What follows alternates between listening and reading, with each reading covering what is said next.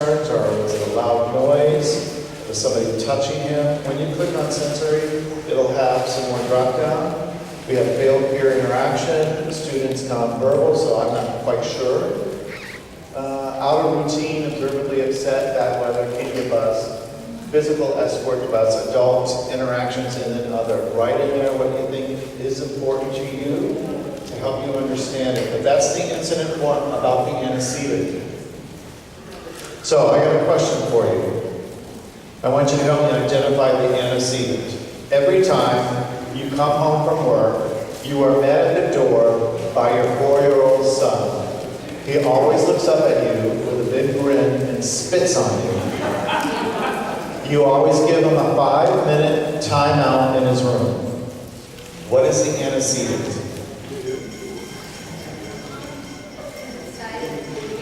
Come home at the same time. Come home same time.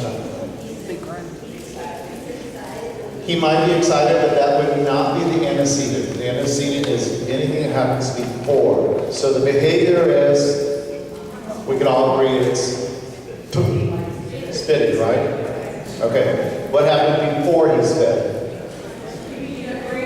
Came home. I would say something happened between. All I have is that information right now. If he's coming home every day, every time you come home from work, you were met at the door by a 4-year-old son, and he spits at you. What did you do? Meet him at the door. The big grin does something with the Big grin. pressure and mouth. The antecedent is what happens before the behavior. What happened before the behavior? He came home. You came home. You came home and met him at the door, right? I know that sounds silly. My question is this. If I come home every day and meet him at the door and he spits on me, what am I going to try not to do? I'm never coming home. What I'm going to try not to do is I'm going to try not to meet him at the door. I'm going to change up my routine. Maybe I'll park my car so he can't hear it. Maybe he'll think I meet him at the front door. I'm going to go around to the back door, right? So the antecedent will help you change the behavior, because obviously the 5-minute timeout is not working, is it? No. Here we go, here's another one. Every day your 2 kids fight with each other. They can't seem to stay in the same room together for more than 5 minutes without fighting. You separate them, but they start fighting again shortly after you leave the room. You want them to be able to play nicely together. The behavior is fighting. Okay, every day your 2 kids fight with each other. They can't seem to be in the same room together for more than 5 minutes without fighting. You separate them, but they start fighting again shortly after you leave the room. So what is the antecedent? No, that happened after they fight. You need to stay in the room with them. So if I need to stay in the room with them to stop fighting, what is happening that allows them to fight? I'm not in the room. So the antecedent to this is, I'm not in the room. All right, so this behavior is occurring before I even get there. When I'm there, everything's great. All right? When a kid comes to your bus, that behavior, have you ever seen a kid that is fighting all the way to your front door? And they get on the bus and they're like, good morning. It's so good to see you. Oh, that? Don't worry about it.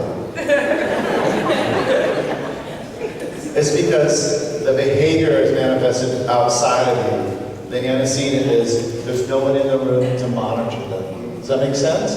Sometimes antecedents are tricky. It isn't about the behavior, it's about what's occurring before. And we as investigators do our best at taking a guess. Right?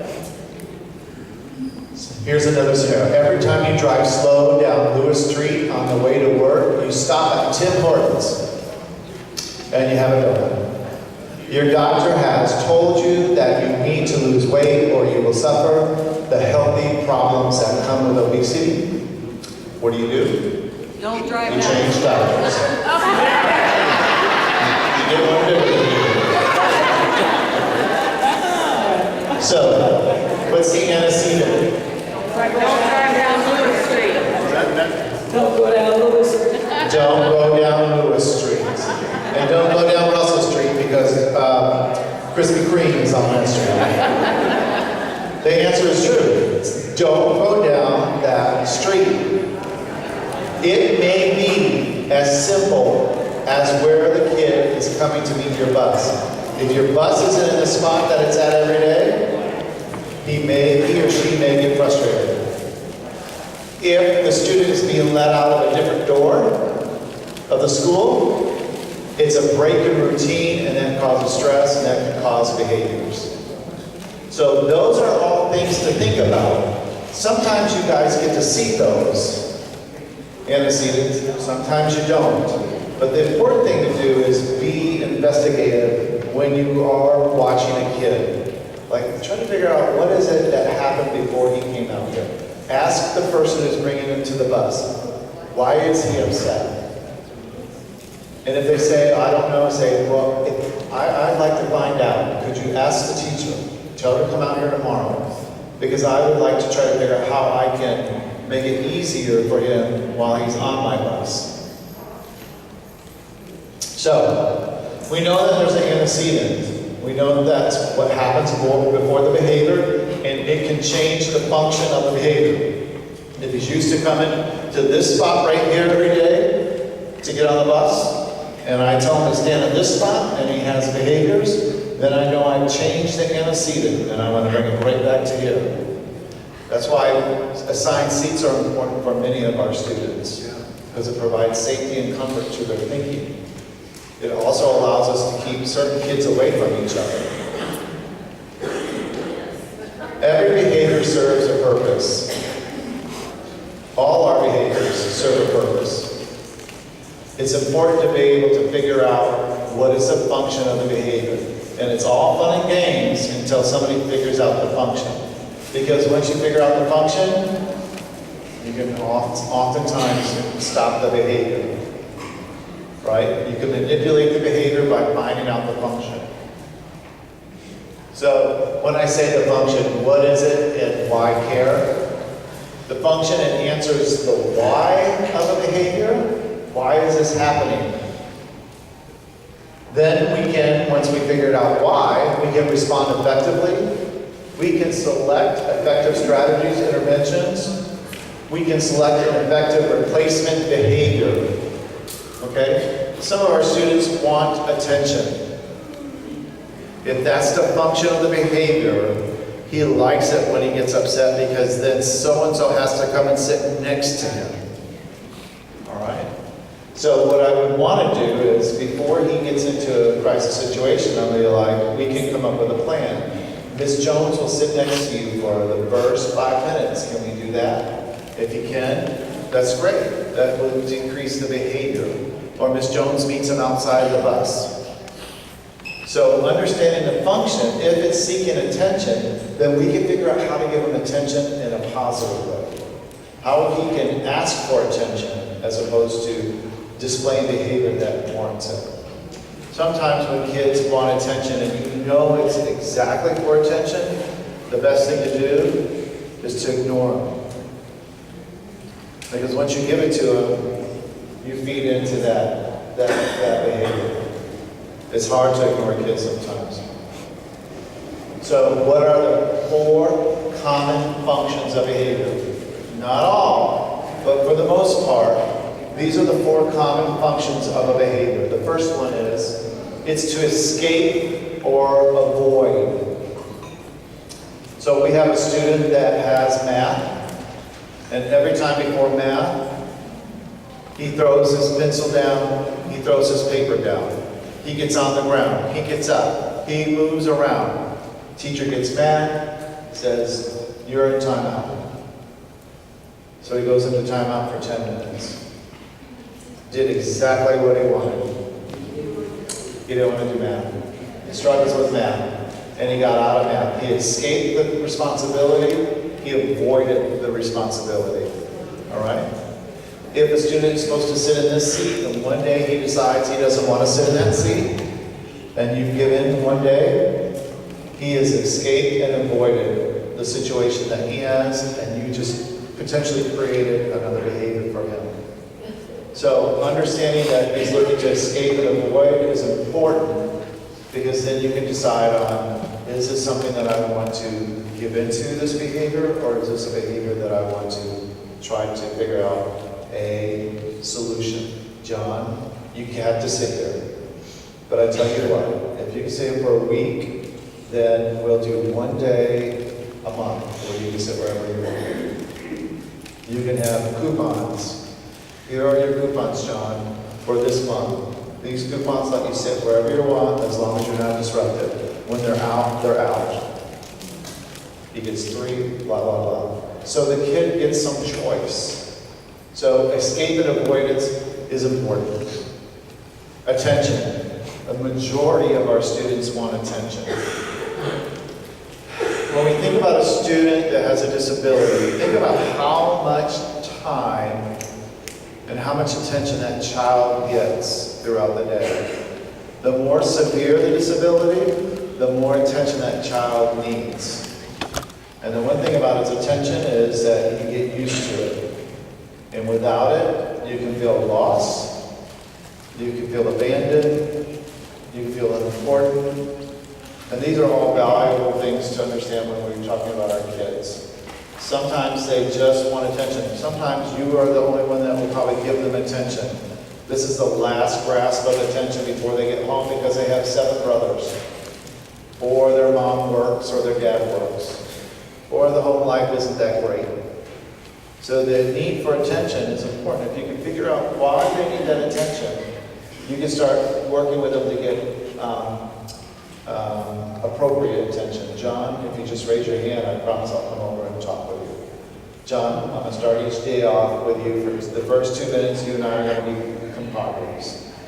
Or Fridays, I'll ask the teacher if she can bring you out 10 minutes early, and we'll have our Jerry John time together.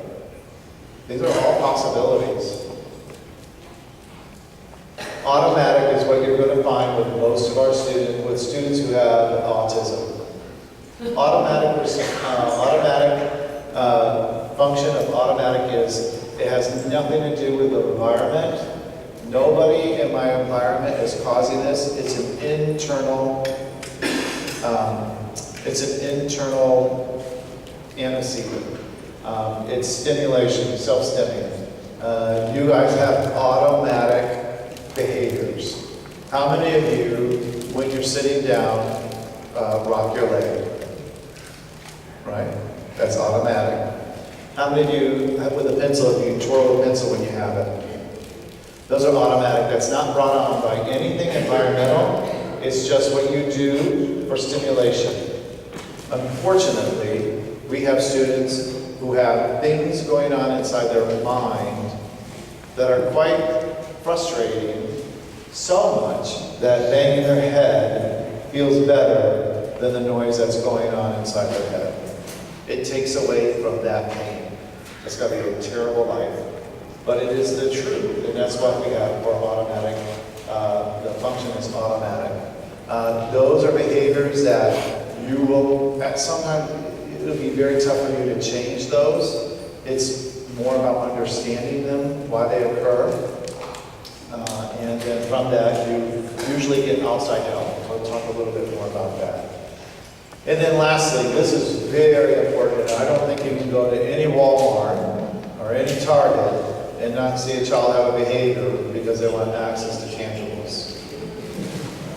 I've seen them drop down on the ground and cry and throw things off the shelf because they want that piece of candy and mom said no. What these students want is access to something. Sometimes it's your attention, but this is most likely a tangible, an edible. That's why you have kids that are coming to your bus with candy. Because a teacher or an aide or a principal or somebody has bribed that kid to come to your bus. And once you start it, try to stop it. Give me a York peppermint patty every day, and then come to school without one. You and me are gonna have a problem. You're gonna feel the sensation. All right? So that's with our students. Some of the people who work with kids tend to bribe our children, and in doing so, they create a behavioral nightmare. So access to tangibles is very important. So escape and avoidance are the behavior maintained by the removal of a stimulus the student perceives as aversive. If he sees math as aversive, he's going to have a behavior until you take it away. If he doesn't want to sit in the third seat, he's going to have an aversive reaction until you allow him to sit in that chair. I tell you, when kids are having inappropriate behaviors and you give into that behavior, then you created kind of they don't forget very easily. It worked once, I'm going to try it again. Escape and avoidance. Students engage in this behavior to escape or avoid something such as a task or an activity, a direction or demand, a non-preferential person or place.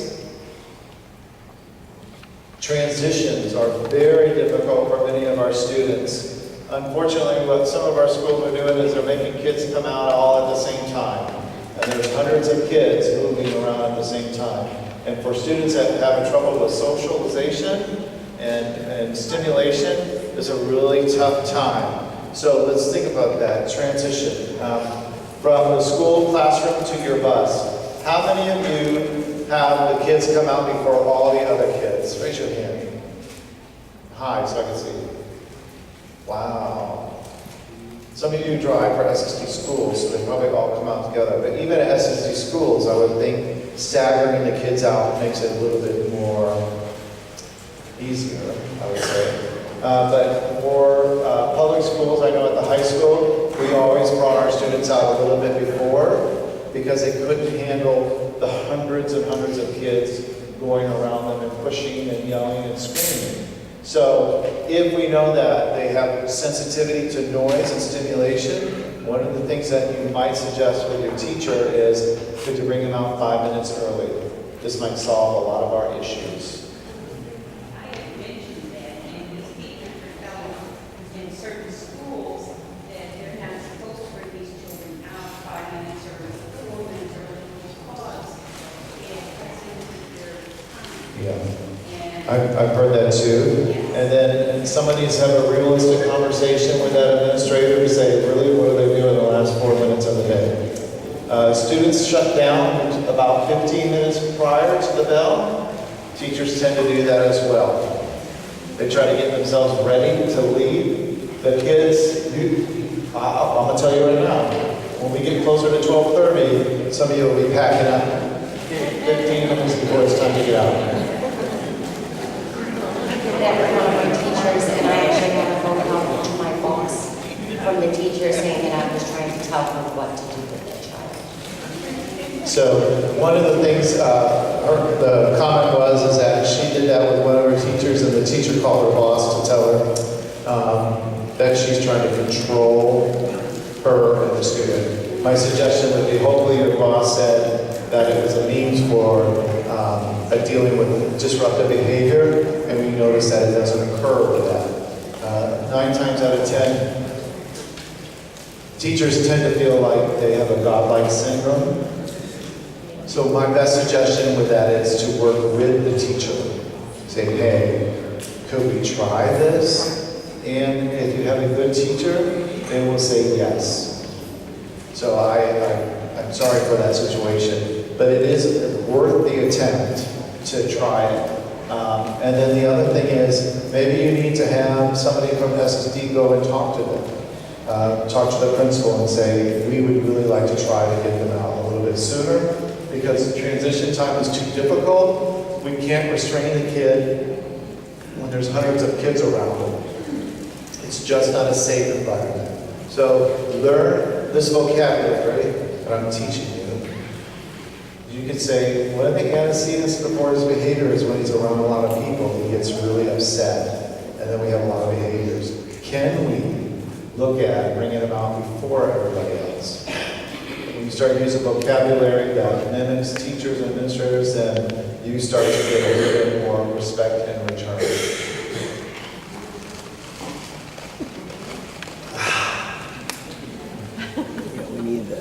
Feeding issues.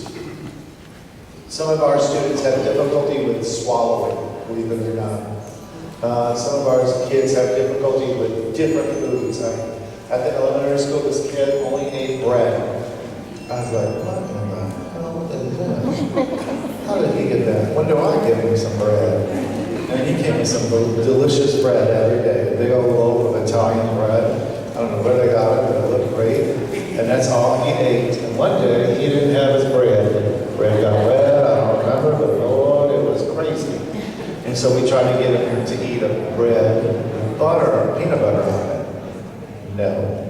He didn't want our bread because it was Wonder Bread and not his French loaf. But feeding issues are also important. If he knew that day that his bread was bad, we would have had a whole bad morning.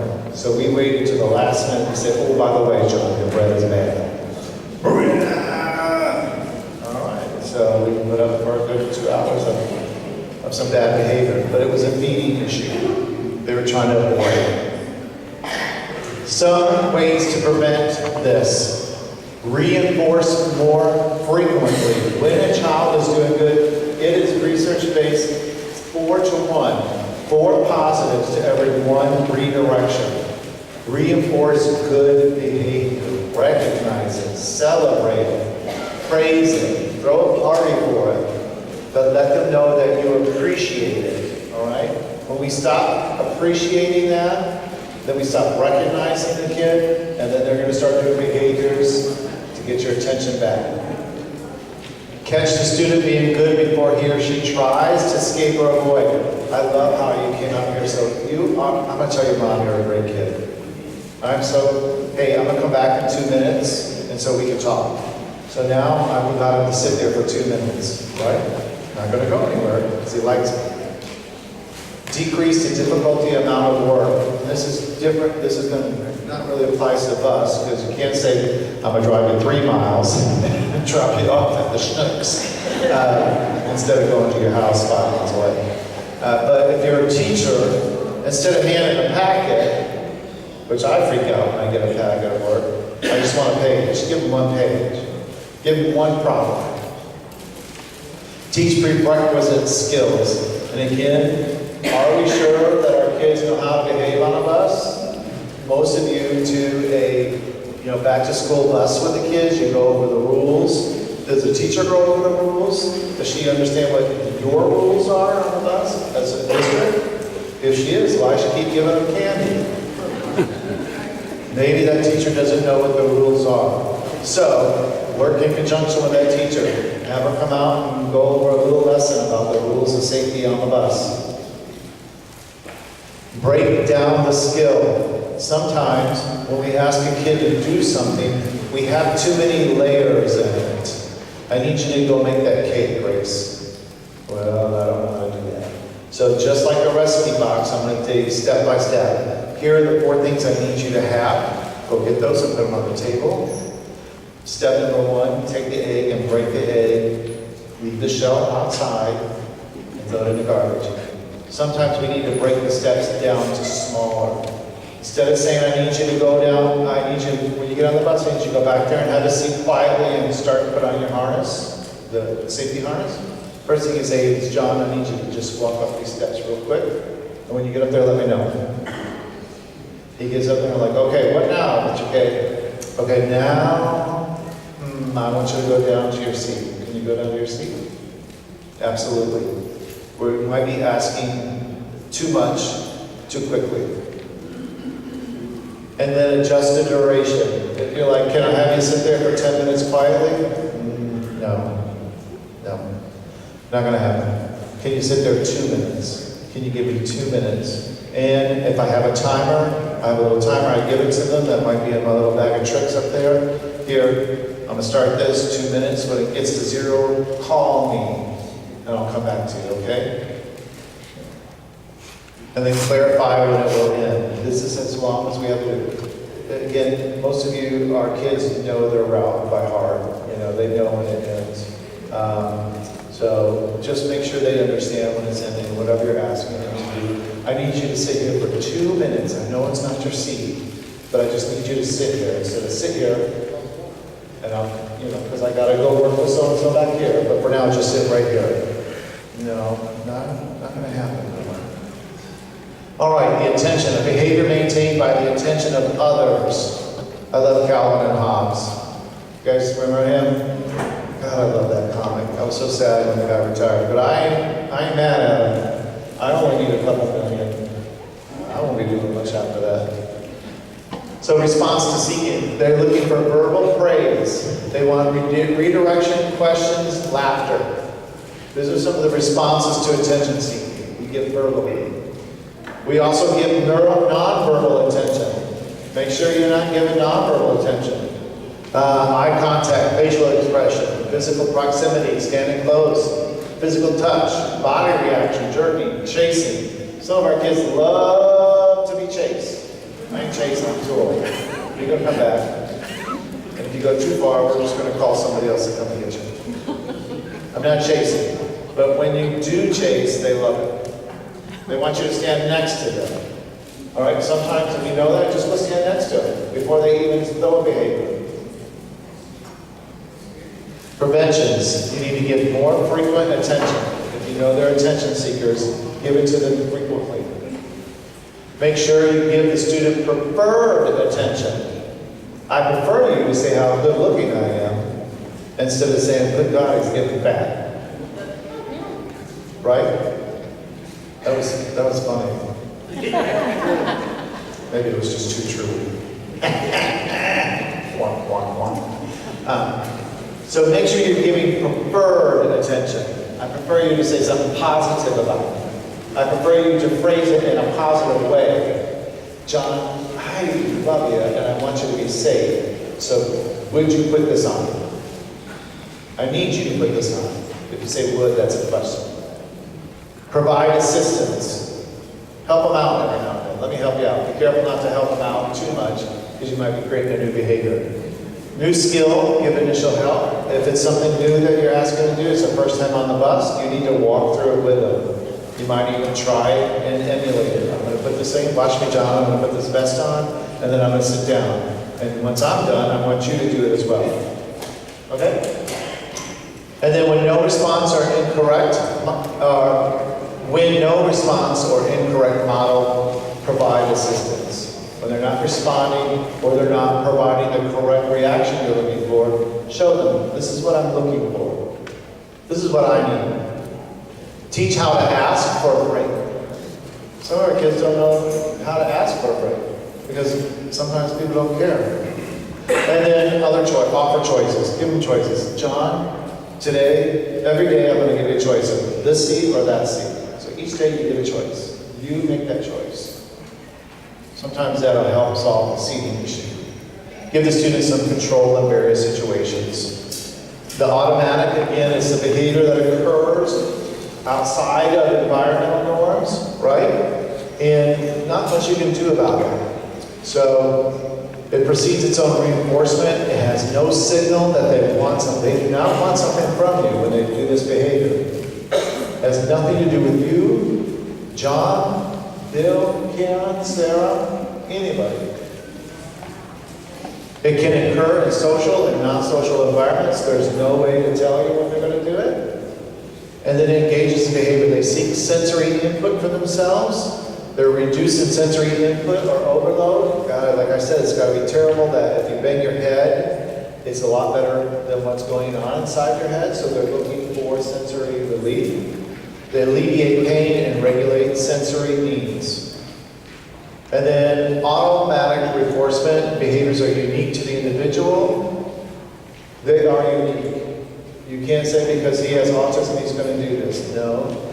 Each child with autism has its own unique issues.